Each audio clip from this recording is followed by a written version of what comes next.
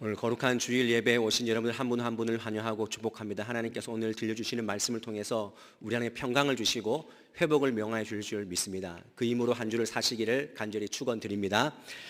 여러분들, 제가 올 초에 있었던 사건이 하나 있습니다. 여러분들 한번 들어보시고 남의 일이다 생각하지 마시고 잘 한번 판단해 주시기를 바랍니다. 제가 한 번에 2부 예배를 마치고 뒤에 문을 닫고 정리를 하고 있는데 한 여자아이가 우리 집사님의 딸이었는데 제가 알아서 너 어디 가니? 라고 물으니까 엄마를 찾는데요. 그래서 제가 그 집사님이 앞에서 인도할 때 저 중층에 앉아 있었는 걸 제가 봤기 때문에 중층에 한번 가봤습니다. 가니까 엄마가 없는 겁니다. 그래서 제가 전화기를 열고 엄마 전화를 눌러서 전화를 걸었습니다. 그래도 부재 중인 것입니다. 그래서 그 아이를 손을 잡고 엄마 찾으러 가보자라고 이렇게 서성거리고 있을 때 한 노 집사님께서 저하고 그 아이를 보시고 이렇게 말씀하시는 것입니다. 아이고, 목사님 딸 예쁘다 하면서 가방에서 5만 원짜리를 빼서 걔한테 주는 거예요. 저한테 안 주고 걔한테 주는 거예요. 여러분, 그 돈은 누구의 돈입니까? 네, 한번 인사했으면 옆에 분 보시면서 인사하십시다. 좋은 사람 옆에 있으면 복 받습니다. 인사하겠습니다. 네. 최인철 교수님도 서울대 그 행복연구센터의 최인철 교수님도 행복하려면 행복한 사람 옆에 가면 된다고 말하지 않습니까? 저는 교회가 행복한 교회가 되어서 또 우리 한 사람 한 사람이 행복한 사람이 되어서 우리를 보고 누군가가 복을 받는 그런 은혜가 있기를 간절히 소망합니다. 우리가 예수님 안에 있을 때 풍성하고 예수님 안에 있을 때 온전함을 누리는 것입니다. 그것이 우리에게 은혜인 것이죠. 가만히 생각해 보면 주님께서 우리를 부르시지 않았다면 우리는 주님과 관계할 수가 없는 존재입니다. 불렀기 때문에 우리가 주님과 함께 관계가 성립되는 그런 존재가 된 것이죠. 그래서 우리가 그 부르심 앞에서 예배하는 것이고 우리가 그 자녀됨의 권세를 살아가는 것입니다. 여러분, 인생 가운데 혹시 지금 공허하고 또 결핍이 있고 앞으로 나아가지 못하는 그런 부분들이 있습니까? 그렇다면 우리는 다시 한번 나의 부르심이 무엇인가, 이 땅에서 나의 부르심이 무엇인가를 다시 한번 기억하고 내 부르심이 어떤 의미가 있고 내가 그렇게 주저앉아 있는 것이 아니라 내가 어떻게 나아갈 것인지, 부르심 앞에 내가 죽는 그날까지, 천국 가는 그날까지 어떻게 쓰임받을 것인지를 고민하며 살아가야 될 줄 믿습니다. 문제는 우리가 이런 부르심이라는 명제 앞에 들이면 고민이 됩니다. 그리고 자신이 없어집니다. 부담스럽습니다. 확신이 없습니다. 그래서 우리는 하나님을 향한 전적인 믿음을 하나님이 요구하십니다.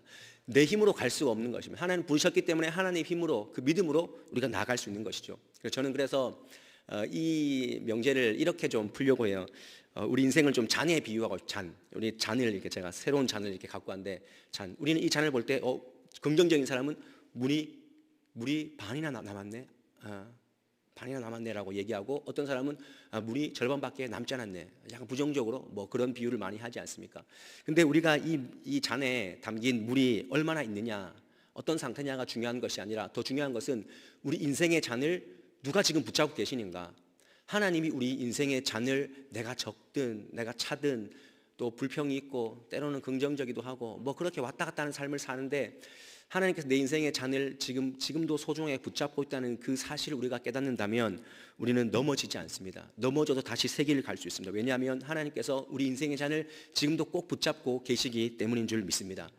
로마서 11장 29절 말씀에 보면 이런 말씀이 있습니다. 하나님의 은사와 부르심에는 후회함이 없으시다.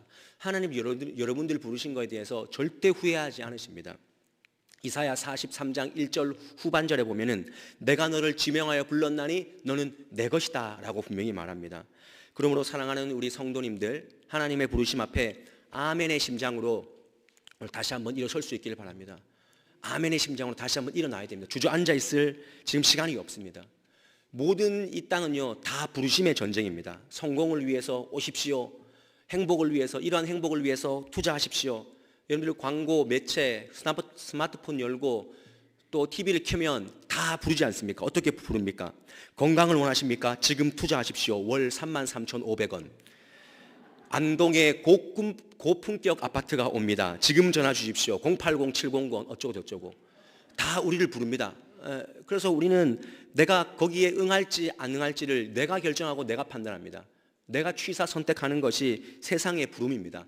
근데 예수님의 부르심은요 우리에게 불특정 다수를 향하여서 천편일률적으로 그냥 공개 모집하듯이 우리를 부르시지 않았다는 것입니다. 왜냐하면 예수님은 인격적인 분이시기 때문에 인격적으로 우리를 불러주셨어요. 그래서 여러분들이 응답했지 않습니까? 본문에 보듯이 밤이 새도록 예수님께서는 밤이 새도록 기도하시고 제자들을 부르셨습니다. 얼마나 깊이 고민하셨을까요? 제자들도 이렇게 고민하여서 부르셨는데 우리를 부르실 때 그 고민이 없었겠습니까? 그것이 바로 예수님 부르심의 독특성이고 차별성입니다. 그래서 그것이 우리에게 은혜인 것이지요.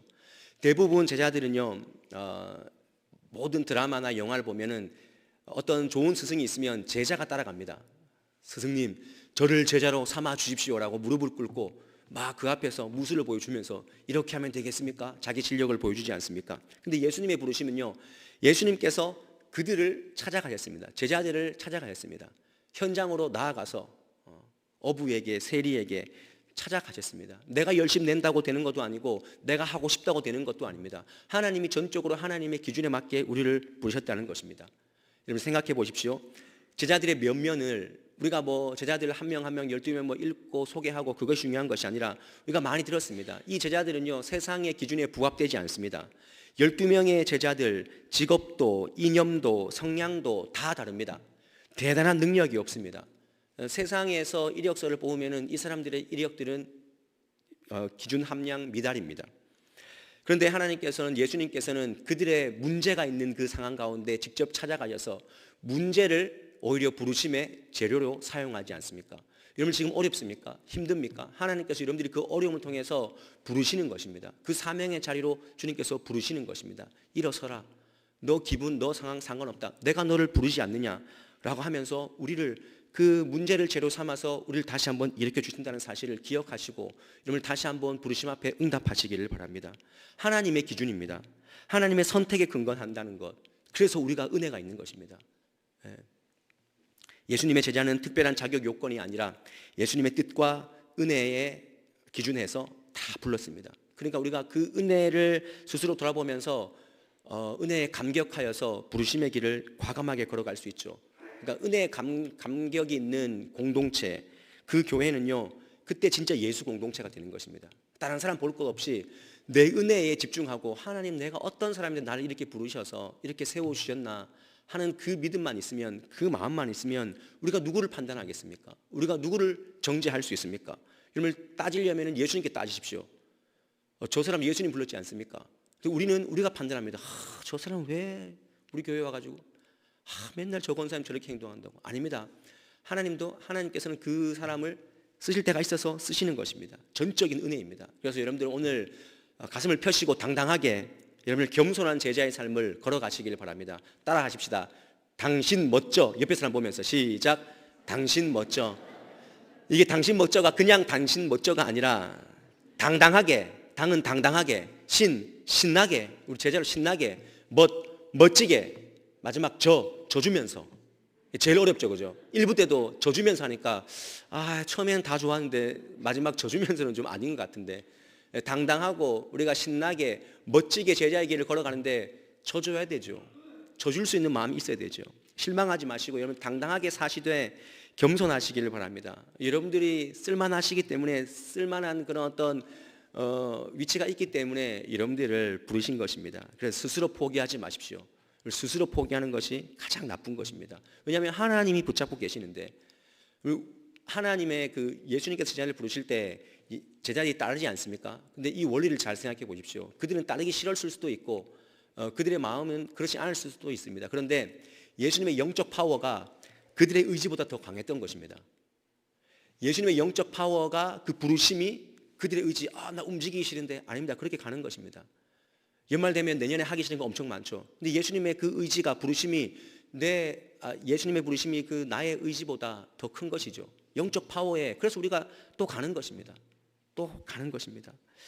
여러분 다시 한번 예수님의 그 부르심 앞에 제자의 심장으로 다시 한번 살아가시기를 바랍니다. 부르심에 합당한 삶을 다시 한번 걸어가실 수 있는 저와 여러분들, 우리 온 교회가 될 수 있기를 주님의 이름으로 간절히 축원드립니다. 그렇다면 우리가 이 삶을 어떻게 실현해 나갈 수 있을 것인가, 그걸 고민해야 되지 않겠습니까? 내가 하나님 앞에서 멋지게 당당하고 신나고 또 멋지게 져주면서 우리가 나아갈 텐데, 우리가 어떻게 하면 이 부르심의 삶을 실현해 나갈 수 있을까? 저는 먼저 여러분들에게 이렇게 말씀드리고 싶습니다. 오늘 말씀을 통해서 주시는 교훈인데요. 부름받은 사람은 보내심에 합당한 삶에 집중해야 된다는 것입니다. 부름받은 사람은 어떤 삶요? 보내지는 삶, 이 보내어지는 삶, 보내심에 우리가 좀 합당한 삶을 고민해야 된다는 것. 13절 말씀, 오늘 누가복음 6장 13절 말씀 보십시오. 밝음에 그 제자들을 부르사 그 중에서 12를 택하여 사도라 칭하셨으니 라고 말씀합니다. 뭐라고 칭하셨다고요? 사도다. 그 많은 무리들 가운데 제자들을 선택하셔서 그 12명을 사도다라고 칭했습니다. 사도. 이 사도는 헬라어로 아포스톨로스라는 단어를 씁니다. 우리가 많이 한 번씩 들어봤지 않습니까? 아포스톨로스. 그때 이것은 어떠한 특별한 사명을 주어서 파송한다 이런 뜻이 있습니다. 원래는 세속적인 헬라어에는 황제의 사명을 명령을 받은 파송된 정권 대사 이런 의미가 있습니다. 이 세속적인 헬라어로는 그렇게 쓰이는데 예수님께서 그들을 사도로 부르셨다라고 할 때는 하나님 나라를 선포할 자, 보내어질 자. 그러니까 사도의 핵심적 가치는 무엇입니까? 보냄을 목적으로 하고 있다는 것. 보냄을 목적으로 하고 있다는 것입니다.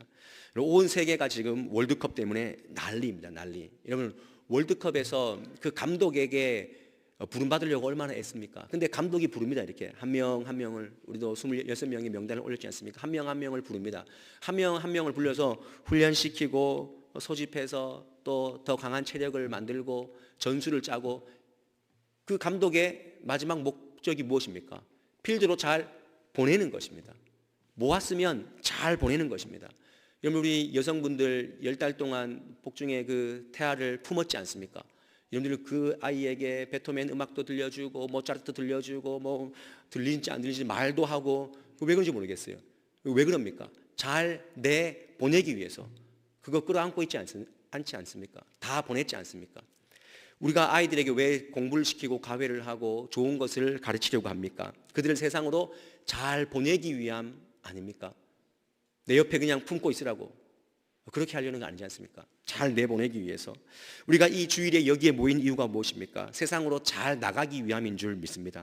그런 면에서 한국교회는요, 부르심에는 응답을 잘 하는데 어쩌면 보내지는 그 사도적 삶에는 우리가 좀 소홀했던 것이 아닌가. 여러분 이 사도적 사명을 회복할 때 교회가 공적 신앙을 회복할 수 있는 것입니다. 요한복음 17장 18절 말씀에도 분명히 말씀하십니다. 예수님께서 아버지께서 나를 세상에 보내신 것 같이 나도 그들을 세상에 보내었고 라고 말합니다. 우리는 다시 한번 세상으로 보내어지기 위해서 그 사도적 삶을 위해서 고민해야 됩니다. 우리가 두 번의 찬송을 앞에 봉헌 전에 또 이렇게 사도신경 후에 했지 않습니까? 괴로운 세상에 할 일 많아서 날 가라 명하신다. 괴로운 세상인데 할 일이 많아서 우리를 보내지 않습니까? 아골골짝 빈들에도 복음 들고 가오리다. 우리가 가자고 다 고백했는데 잊어버리셨습니까? 오늘 제자 중에서 우리가 잘 알고 있는 베드로와 안드레는 형제였습니다. 그들은 어부였습니다. 어부 출신이었습니다. 마태복음에 보면은 예수님께서 말씀하실 때 내가 너희를 사람을 낚는 어부가 되게 하리라 라고 말씀하셨습니다. 그랬을 때 그 베드로가 어떻게 반응합니까? 그들이 곧 그물을 버려두고 예수를 따라갔다. 우리는 이 구절을 볼 때마다 또 부담스럽습니다. 어부의 삶을 뒤로 해야 된다. 그것을 버려라. 내가 목사가 돼야 되고 선교사가 되어야 되는가? 라는 그런 부담이 있습니다. 근데 어쩌면 하나님께서는 우리에게 이 말씀을 주시고 그런 의미가 아니라 어쩌면 생존하고 경쟁하는 삶, 우리의 지금 일상의 그 일에 얽매여서 갇혀서 살고 있는 그 삶에서 좀 벗어나라. 자유하라 라고 말씀하시는 않으실까요? 그리고 네가 지금 왜 그 일을 통해서 무엇을 하려고 하느냐? 최종 목적이 뭐냐? 너의 평안을 위해서냐? 너희 집안이 잘 먹고 잘 살고 위해서냐? 호의호식하기 위해서냐? 라고 우리에게 물으신다면 우리가 어떻게 대답해야 되겠습니까? 하나님은 우리에게 경쟁하는 삶, 이기는 삶을 추구하라고 말씀하지 않습니다. 우리는 너무나 갇혀있고 마지못해 살고, 더 극단적으로 말하면 이렇게 말합니다. 죽지 못해 산다고까지 말하지 않습니까? 그 삶은 사도적 삶이 아닙니다. 우리 예수 믿는 사람들에게는 죽지 못해 산다는 말이 허용되지 않습니다. 오히려 생존적 가치에서 사명적 가치로 우리의 삶을 전환할 수 있을 때 우리는 보내어지는 그 부르심받은 제자의 삶을 살아갈 수 있는 것입니다. 여러분들이 하고 있는 그 일을 통해서 어떻게 사도적 삶을 증명하고 있습니까? 여러분 증명하셔야 됩니다. 증명하셔야 돼요. 여기서 모여서 우리가 말씀 받았지 않습니까? 나가셔서 증명하셔야 됩니다. 생존을 위한 그 경쟁하는 삶, 그 경제적인 삶, 거기에만 머물면 안 됩니다. 누군가에게는 정말 도움이 될 수 있는, 내 물질과 내 시간과 내 은사를 흘려보낼 수 있는, 보낼 수 있는. 제가 우리 청년부 할 때 예전에 한 남자 청년은요, 울산에서 일을 했는데 울산에서 계속 이렇게 올라옵니다. 올라와서 청년부를 섬기는데, 걔가 우리 목장 조원들을 얼마나 배고픈 대학생들, 맨날 형 먹을 거 사줘, 간식 사줘, 떡볶이 사줘, 걔가 고민을 했대요. 그래서 월급을 받으면 일부분을 우리 조원을 위해서 쓸 돈을 딱 떼놓고, 물론 11조도 하죠. 딱 떼놓고 그렇게 일하는 모습을 봤습니다. 아, 그런 청년도 있구나. 그가 뭐 많아서 그렇게 할 수 있습니까? 아닙니다. 생존적 가치에서 사도적 가치의 삶, 그 사명적 가치의 삶이 무엇인지 알았기 때문에 그렇게 하지 않습니까? 베드로도 금유를 버렸습니다. 그리고 마태도 세간의 그 모든 일을 뒤로 했습니다. 우리가 잘 알고 있는 과부의 그 두렙돈이 얼마나 귀합니까? 근데 그 과부가 두렙돈을 주님께 드렸습니다. 여러분들 왜 그렇게 드릴 수 있고 버릴 수 있습니까?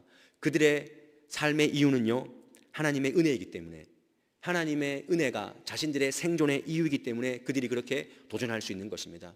여러분들 한번 고민해 보십시오. 누가복음 12장에 나오는 그 부자처럼 오늘 네가 준비한 것이 다 누구의 것이 되겠느냐? 내가 오늘 너의 영혼을 도로 찾아가면 이 준비한 것이 누구의 것이 될 것이냐? 우리에게도 이런 상황이 온다면 우리는 과연 하나님 앞에서 어떤 삶을 살았노라고 고백할 수 있겠습니까? 교회가 여러 가지 100주년 기념 사업을 준비하고 있습니다. 사도행전에 보면 선교하고 막 교회를 일으키고 막 그런 왕성한 선교의 일이 일어나지 않습니까? 근데 그 모든 사도행전을 보면은 하나님께서는 사도행전적 교회를 세워 나가실 때 돈으로 그런 일들을 하지 않았습니다. 거기에는 돈 얘기가 잘 나오지 않습니다. 성령의 힘으로 한 것입니다. 어떻게 해요? 교회가 선교하겠다. 교회가 정말 하나님 앞에서 교회가 보냄받은 사명을 잘 감당하겠다라고 하는 그 목표의식, 목적의식이 있으니까 하나님께서 그것을 하게 하시는 것입니다. 저는 저희 교회가 그 마음으로 이 세 가지 일들을 잘 감당할 수 있기를 간절히 소망합니다. 새들백교회 릭 워렌 목사님이 이런 말씀을 하셨습니다. 교회의 크기는 교회의 좌석수가 아니라 세상에 몇 명의 성도를 보낼 수 있느냐, 거기에서 판가름 난다라고 말했습니다. 교회의 좌석수가 몇 석이냐, 그것으로 교회의 크기를 말하는 것이 아니라, 재정이 얼마냐, 그것으로 그 교회의 규모를 말하는 것이 아니라, 교회가 얼마나 세상으로 몇 명의 성도를 보낼 수 있느냐, 정말 사도로서 보낼 수 있느냐, 그것으로 판가름한다는 것이죠. 그래서 예수님께서 승천하실 때 제자들에게 마태복음 28장 19절 말씀에 보면은 이런 말씀으로 그들에게 다독였습니다. 그러므로 너희는 가서 모든 민족을 제자 삼아라, 이렇게 말합니다.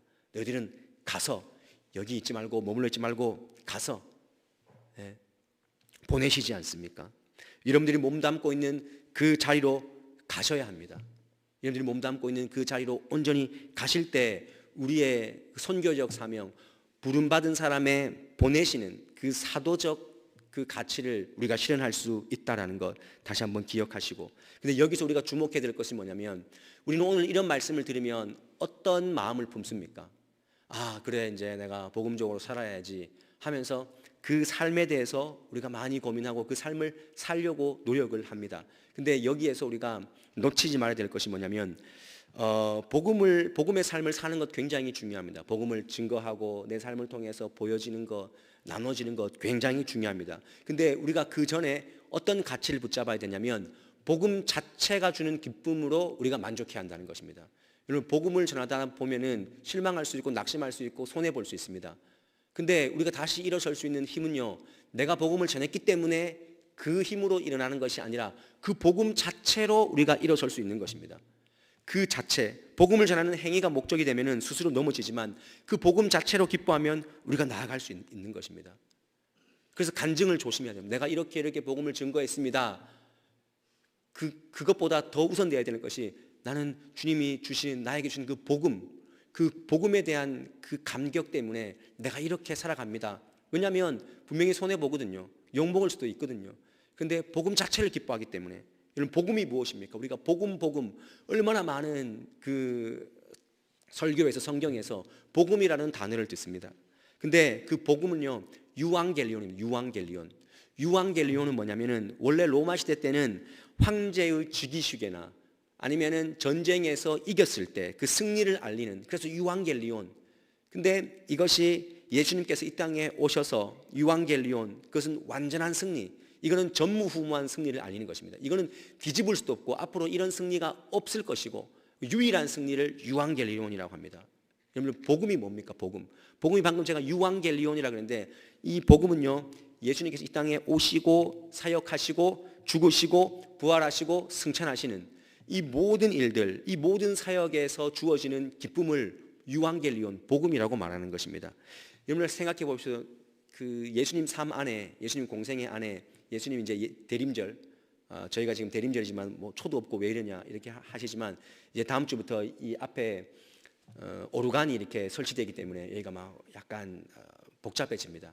그래서 그 촛불 놓는 걸 좀 이렇게 생략을 했는데요. 예수님이 이 땅에 오시는 그 대림절, 예수님이 오시지 않습니까? 나시고, 이 땅에서 나시고 또 살아가시고 그리고 죽으시고 부활하시고 승천하시고 다시 오시겠다라고 약속하지 않습니까? 여러분, 예수님 삶 안에 우리가 두려워하는 모든 것이 담겨 있습니다. 태어나는 것, 그리고 살아가는 것. 살아가는 게 만만합니까? 그렇지 않습니다. 살아가면 산 넘어 산입니다. 하나 곱이 넘어가는 것 같으면 또 곱이가 오고, 살아가는 것. 그리고 예수님은 죽으셨습니다. 그 죽음에 대해서는 우리가 얼마나 또 두려워합니까? 그런데 주님께서는 부활하시고 승천하시고 다시 오시겠다라는 이 복음의 핵심 가치를 우리에게 주시면서, 우리에게 내가 이미 다, 너 인생 다 안다, 내가 승리했다, 너희도 그래서 승리할 것이다, 이것이 우리에게 복음이 되어야 한다는 것입니다. 그래서 그 믿음이 우리를 세워가는 것입니다. 지금은 어렵지만 예수님이 다 승리하셨어, 다 승리하셨는데 우리가 왜 낙심하고 있겠습니까? 그 시작을 알리는 성탄의 기쁨이 이제 시작되었습니다. 대림절이 시작되었습니다. 성탄절은 성부 하나님께서 성자 예수님을 이 땅에 보내심으로 시작한 것입니다. 오셨기 때문에 우리가 기쁘지 않습니까? 근데 예수님이 오신 목적이 뭡니까? 우리를 다시 부르시고 세상에 보내시기 위해서. 그래서 우리는 13번째 사도가 되어야 됩니다. 사도행전 28장까지 있지만 29장을 써내려갈 수 있는 사도행전적 교회가 우리 교회가 되어야 될 줄 믿습니다. 생각해 보십시오. 신이 이 땅에 왔다, 예수님이 이 땅에 오셨다, 아픔의 자리에 일부러 오셨다, 하늘 영광을 버리시고 이 땅에 오셨다. 오실 이유가 없습니다. 안 오셔도 됩니다. 오시지 않아도 뭐 구원을 완성할 수 있었겠죠. 근데 예수님이 이 땅에 오신 것을 어떤 학자가 공감이라는 단어로 한번 이렇게 매칭해 보았다고 합니다. 공감. 여러분들, 공감이 뭡니까? 우리가 공감한다 이런 말 많이 하는데, 여러분, 공감이 무엇입니까? 공감은요, 이 상담학에서 공감은 아픔의 자리에 함께 들어가서 머물러 주는 것, 그것을 공감이라고 말합니다. 내가 공감한다. 여러분, 공감이란 말을 함부로 쓰지 않기를 원합니다. 자녀들, 제가 한번 신방을 갔는데 자기 딸이 서울에서 일하는데 전화가 왔대요. 엄마, 나 진짜 일하기 싫어. 회사 떠나고 싶어. 그때 우리 부모가 어떻게 얘기합니까? 그렇구나. 그 마음을 받아줘야 되죠. 그 아픈 자리에 함께 머물러 있어야 되죠. 근데 어떻게 합니까? 니는 지금 정신이 없어가지고 지금 때가 어디 때인데 니 거기서 일하는 것만 해도 그런 일 있었습니까? 우리는 그렇게 핀잔을 먼저 주지 않습니까? 그 마음을 머물러 주는 것이 공감입니다. 예수님께서는 이 아픔의 자리, 이 고통스러운 예수님의 인간들의 세상에 오셔서 함께 머물러 주시고 함께 앞에 주셨다는 것입니다. 몸소 머물러 주시기 위해서. 여러분, 오늘날 기업도 디자인 싱킹이라 그래가지고 그 직장 동료가, 경쟁자가 왜 그런 생각을 하는지 그 공감해 주는 것, 그것을 굉장히 중요하게 여기고 있습니다. 기업도 공감 능력을 굉장히 중요하게 여기는데, 우리 예수 믿는 사람들이 주님께서 이 땅에 오셔서 공감의 능력을 발휘해 주셨는데 우리가 그 공감의 능력을 상실하고 있다면 우리는 성도의 삶을 잘 살지 못하는 것이 아닐까. 우리 대신 대림절에 다시 한번 그것을 고민해 볼 수 있기를 바랍니다. 이 세상은요, 아픔투성입니다. 아픔의 소식들로 가득합니다. 아파하는 성도가 있고 아파하는 이웃들도 있고 울부짖는 다음 세대가 있고, 지금도 의식주를 해결하지 못해서 그 결핍 상태로 지금 허덕이는 사람들이 얼마나 많이 있습니까? 얼마 전에도 생활고로 모녀가 죽었다, 이런 소식들. 형제가 그렇게 또 한 방에서 같이 죽고, 교회도 아프고 세상도 아프고 정치도 아프고 경제도 아프고 가정도 다 아픕니다. 그래서 우리가 세상으로 잘 보내져야 한다는 것입니다. 그래서 함께 울고 함께 우는 공동체를 하나님께서 우리에게 원하시고 보내시는 것입니다. 여러분들 잘 보냄 받기를 간절히 소망합니다. 여러분들, 우리가 이게 머리로만 되면 안 됩니다. 제가 아까 복음의 가치를 알고 복음의 가치를 먼저 알고 우리가 행하는 것이 중요합니다. 여러분 지금 이런 말씀을 듣고 막 가슴이 뜨거워지고 막 머리가 뜨거워집니까? 누가 생각나고 내가 놓고 있던 것들이 막 생각납니까? 그러면 지금 하셔야 됩니다. 오늘 당장 하셔야 됩니다. 내가 도와야지, 찾아야지, 드려야지 하는 부분들이 있습니까? 여러분 마음에 오시면 오늘 여러분들 그 감동을 붙잡고 하시기를 바랍니다. 예수님께서는 그냥 관념적으로 그냥 말로 하시지 않았습니다. 오늘 말씀에도 보면은 18절 17절에 보면 18절 19절 말씀에 보면은 고침을 받은지라 낫게 함이라. 예수님은 그들에게 필요한 것 다 주셨습니다. 배고프면 배고프다고 빵도 주시고 목마르면 물도 주시고 또 고침을 받으러 온 사람들에게는 고침을 능력을 직접 부여해 주셨습니다. 실제적으로 가시는 곳마다 실제적인 치유가 일어났다는 것입니다. 여러분들 가는 곳마다 실제적인 치유가 일어나야 된다는 것입니다. 왜냐하면 우리가 복음을 믿고 알기 때문에 내가 부족해도 나눌 줄 아는, 왜냐하면 생존을 위한 가치가 아니라 사명적 가치로 우리가 돌아섰기 때문에 그걸 할 수 있는 것입니다.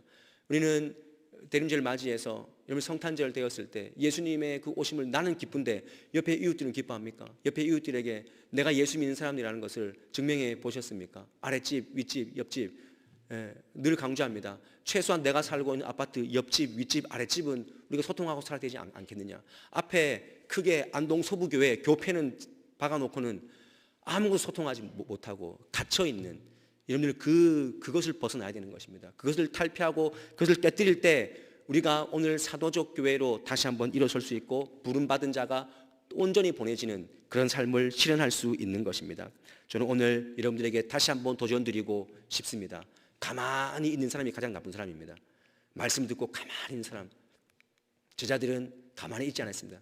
버리기라도 했고 따라가기라도 했고 부족하지만 고백했다가 또 실수하고 넘어지고 책망받고 왜 믿음이 적은 자여 왜 의심하느냐 그렇게 책망도 받았습니다.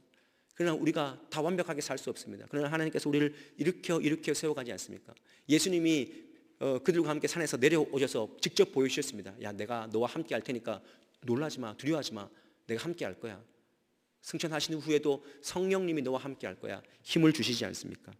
오늘 말씀을 마치면서 여러분들 오늘 여러분들을 부르시는 그 하나님의 음성에 다시 한번 내가 세상에 잘 보내줘야 되겠다라는 그런 다짐이 있기를 원합니다. 부르심의 확신으로 사시고 하나님께서 보내시는 목적에 맞게 사시고 복음을 철저하게 이해하시고 복음 자체로 여러분들 만족해 하십시오. 그리고 그 복음을 계승하는 삶을 우리가 다 살 수 있게 원합니다. 오늘 집에 가서 일을 다 끄실 겁니다. 치약을 짜면 치약이 나옵니다. 계란에다가 케찹을 뿌리겠다고 케찹을 쭉 짜면 케찹이 쭉 나올 겁니다. 여러분들 마음을 쫙 짜면 뭐가 나오겠습니까? 뭐가 나옵니까? 예수님은 우리를 위해서 올인 하셨습니다. 하나님은 올인 하시려고 아들을 주셨지 않습니까? 예수님도 이 땅에 오셔서 죽기까지 우리를 사랑하셨습니다. 다 주셨습니다. 그런데 우리는 과연 그 주님께서 부르신 목적 앞에서 무엇을 짜서 드릴 수 있겠습니까? 무엇을 짤 수 있습니까? 내가 힘들다고, 내가 지금 아프다고 아닙니다. 그러나 우리는 반드시 이 땅에서 부름받은 자의 사명이 있다는 사실을 다시 한번 아시고 일어서시길 바랍니다. 아파하는 자들에게 나아가시고 주시고 나누시고 함께 공감하시는 그런 부르심에 응답하시는 저와 여러분의 삶이 될 수 있기를 주님의 이름으로 간절히 축원드립니다. 우리 함께 이 시간 일어서셔